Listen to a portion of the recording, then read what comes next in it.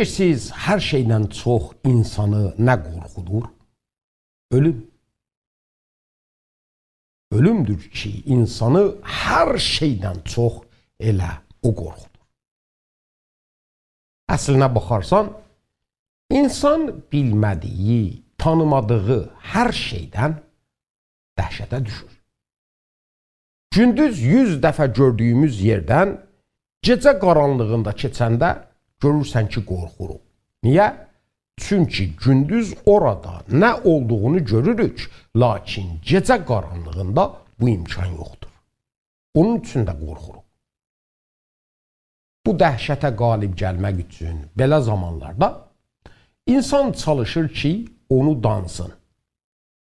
Və ölüm barəsində də nə deyim ki, belə edir və beləcə çalışır, ölümdən ürəyinə düşdüyü dəhşəti aradan aparsın. Amma nə deyim ki, bu qorxu daim insanın ürəyində var.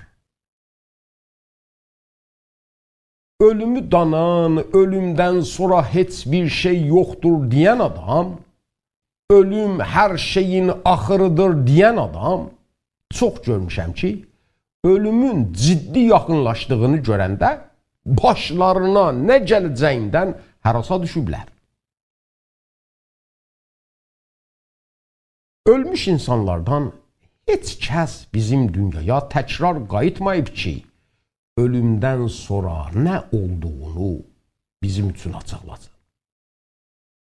Amma bax, niyə bir nəfər öləndən sonra yenə dirilib?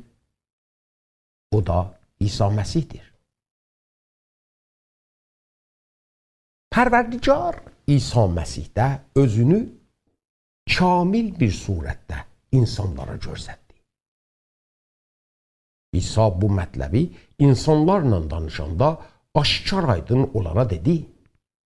İsa buyurdu, məni görən hər kəs atanı görüb.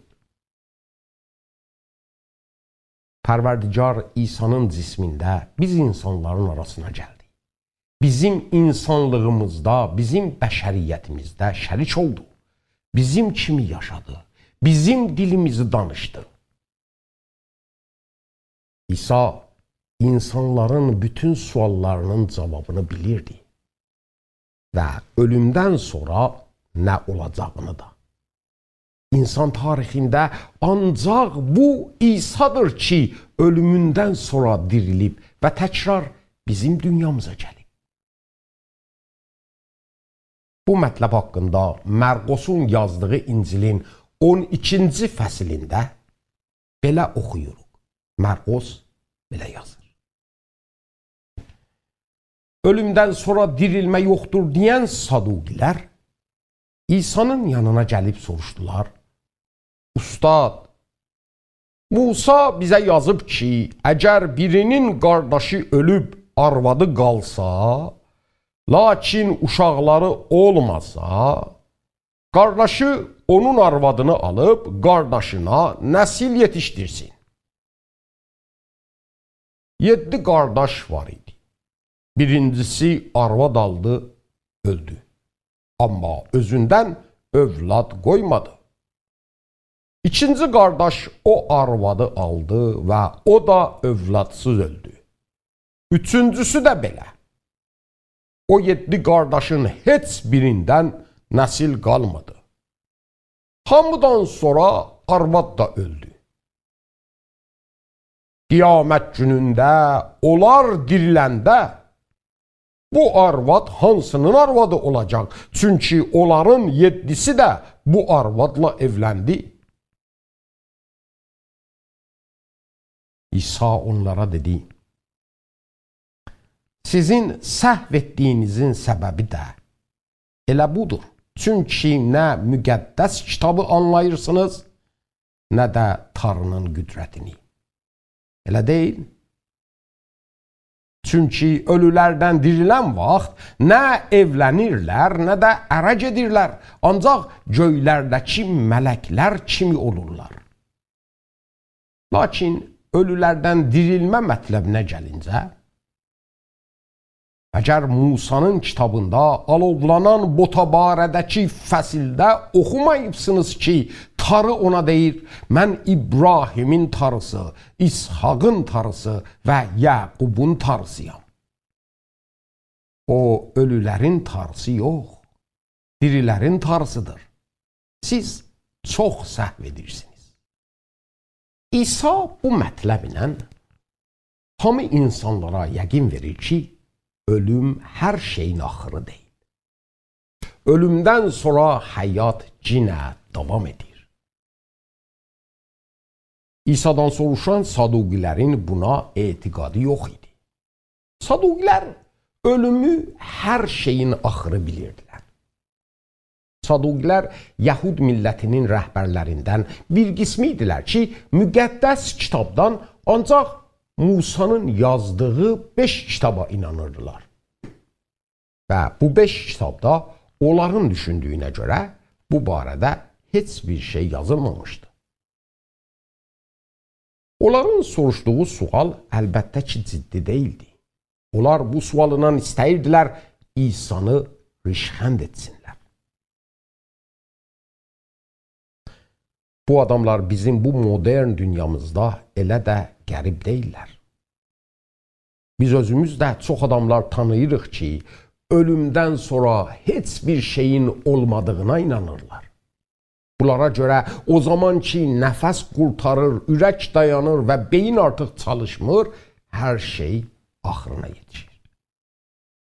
Bu adamlara görə həyat necə olur olsun, axırı unudulmaqdır, yaddan çıxmaqdır. Bəlkə onlardan bir ad yaddarda, tarix kitablarında qalsın, amma həqiqət budur ki, onlar gediblər, qurtarıblar. Belə fəlsəfələr dünyamızda çoxdurlar. Bertrand Russell'in yazdıqlarını xatırlayıram. Sadiq Hidayətin. Bunlar da ölümü, hər şeyin axırı bilirdilər. Onun üçün də vücudlarında olan o ümidsizliyi onların yazdıqlarından aydın görürük. Bu ümidsizlik o qədər qüdrətli idi ki, yadıma gəlir Sadiq Hidayətin Kor Bayquş adında olan kitabını oxuyan çox cavanlarımız intihar etdilər.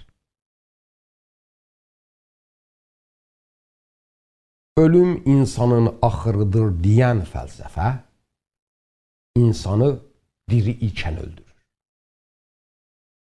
İnsanın yaşadığı o əla dəyərləri aradan aparır.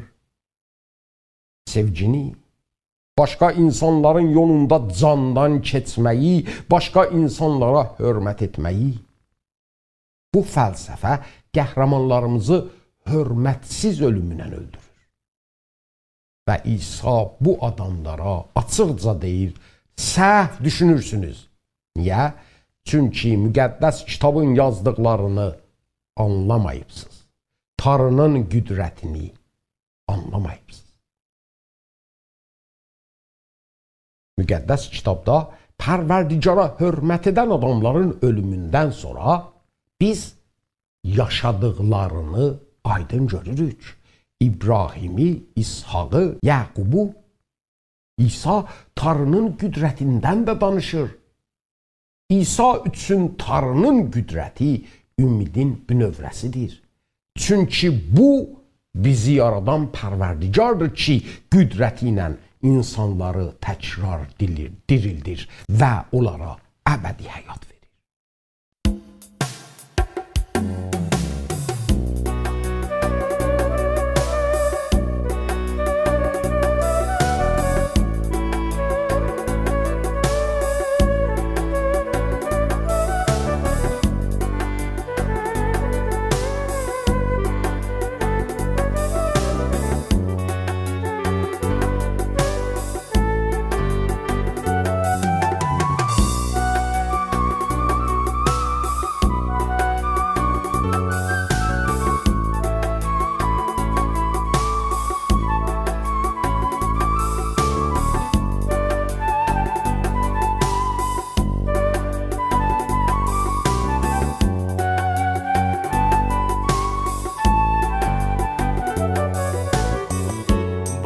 Bağışla Allah'ım, bağışla sən məni. Ürəyimə baxıram, görürəm mən şəri. Yaşamaq istərəm səninlə birlikdə. Azadlıq uğrunda dönmərəm geri. Bağışla Allah'ım, bağışla sən məni. Ürəyimə baxıram, görürəm mən şəri. Yaşamaq istərəm səninlə birlikdə. Azadlıq uğrunda dönmərəm geri. Ən gözəl addır o, həqiqi Rəbdir o. Adınla bağlıdır hər bir anım mənim. Ən gözəl addır o, həqiqi Rəbdir o. Adınla bağlıdır hər anım mənim. Adınla bağlıdır hər anım mənim.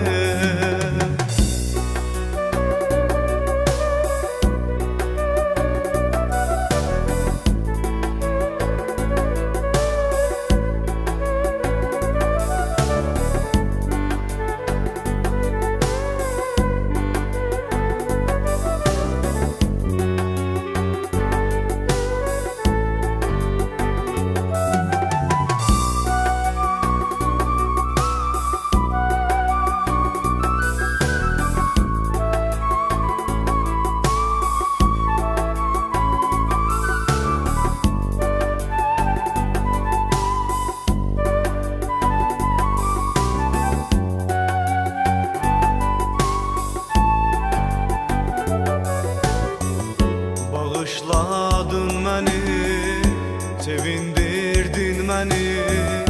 Unutdu ürəyim ağrılı günləri. Bağışlayan sevən xilaskar İsa'dır. Bizləri ataya bağlayan İsa'dır. Bağışladın məni, sevindirdin məni. Unutdu ürəyim ağrılı günləri.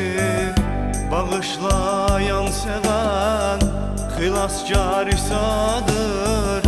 Bizləri ataya bağlayan İsa'dır. Ən gözəl addır o, həqiqi Rəbdir o. Adınla bağlıdır hər bir anım mənim. Ən gözəl addır o, həqiqi Rəbdir o. Adınla bağlıdır hər anım mənim. Ən gözəl addır o, həqiqi Rəbdir o. Adınla bağlıdır hər bir anım mənim. Ən gözəl addır o, həqiqi Rəbdir o. Adınla bağlıdır hər anım mənim. Adınla bağlıdır hər anım mənim. Adınla bağlıdır hər anım mənim. Adınla bağlıdır hər anım mənim.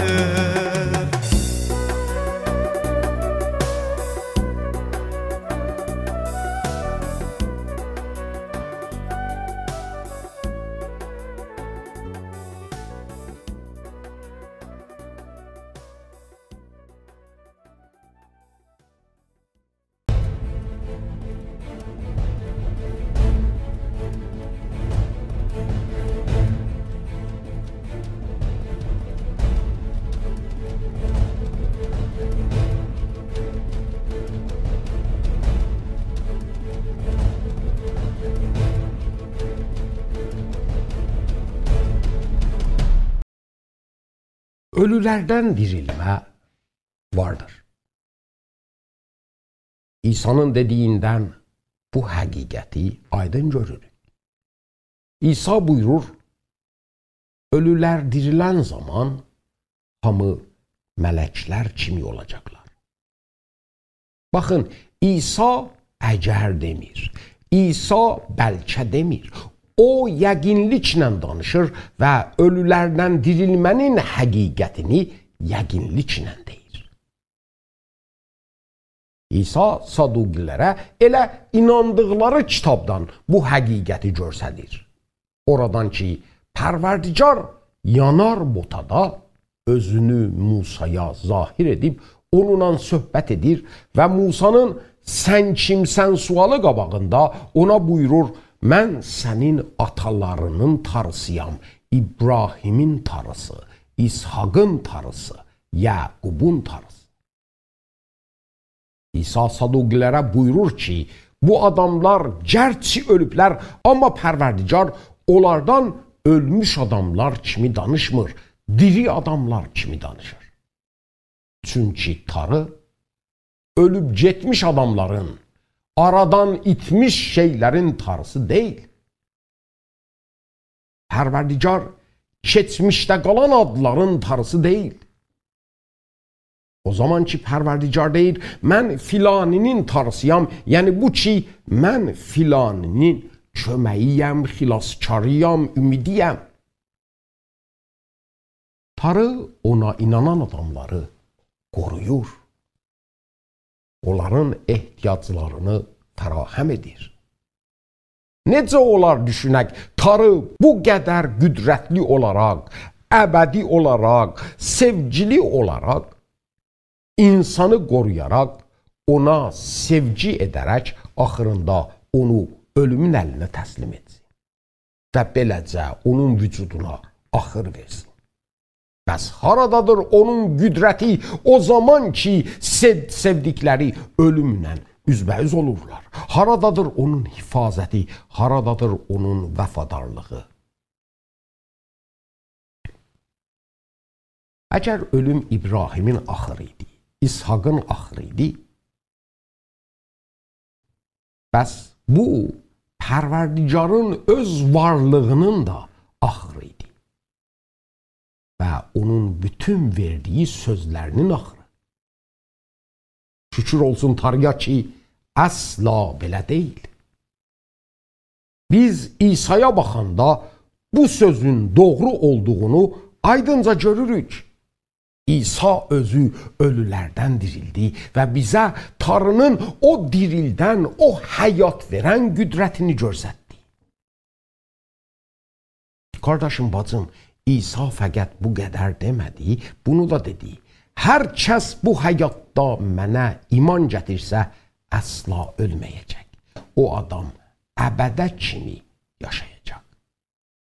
İsa bu sözü sənə də deyir.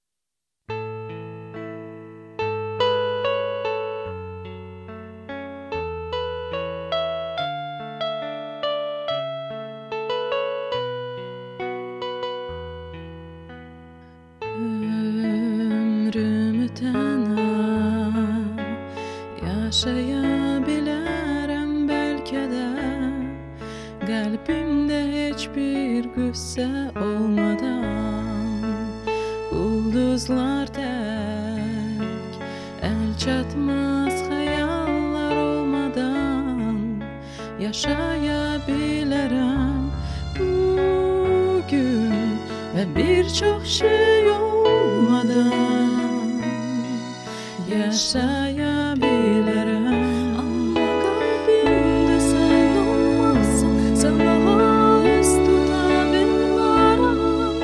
Sana ümidim olmazsa, nə gecəm nə gündüzüm olar. Sənin sevgin olmazsa, səndə döyürüm yürək. Yaşaya bilmərəm.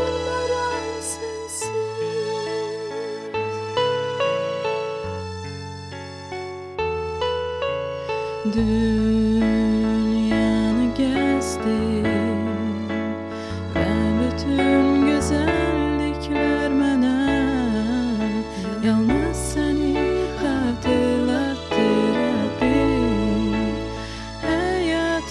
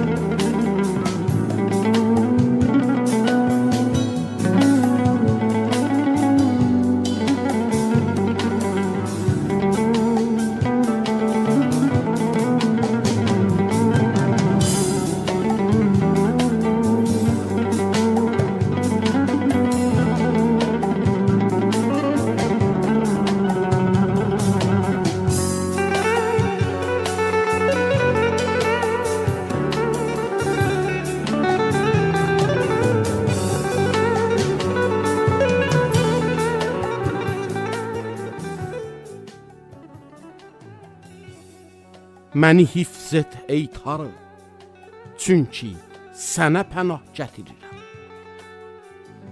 Rəbbə dedim, sən mənim ağamsan, səndən savayı yaxşı bir şeyim yoxdur. Yer üzündə müqəddəs insanlara gəlincə, onlar o fazillərdilər ki, bütün şadlığım onlardadır. Özgə Allahların dalına düşən insanların qüssələri çoxalacaq. Onların qana batmış içki qurbanlarını mən təqdim etmərəm, onların adlarını dodaqlarıma da almaram. Sən ey Rəbbim, hissəmin payı, kasamın payı sənsən, püşkümü əmin-amanlıqda sən saxlayırsan. Qismətim nemətli yerlərə düşüb, həqiqətən də aldığım miras gözəldir.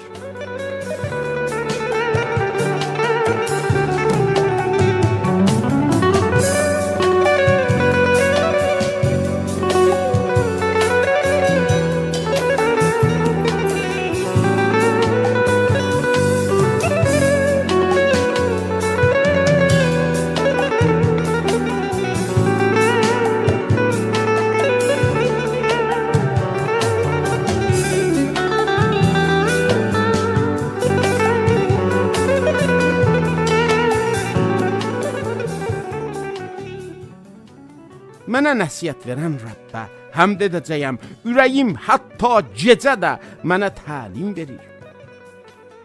Rəbbi daim gözümün qabağında qoymuşam. Mənim sağ əlimdə olduğu üçün yerimdən tərpənmərəm. Onun üçün də ürəyim sevinir, canım şadlıq edir, bəli, bədənim də əmin-amanlıqda sakin olacaq. Çünki məni ölülər diyarına buraxmazsan, sənə vəfalı olanı çürüməyə qoymazsan. Həyat yolunu mənə bildirirsən. Şadlıq, doluluqla sənin huzurundadır. Sağ tərəfində əbədi keyflərdir.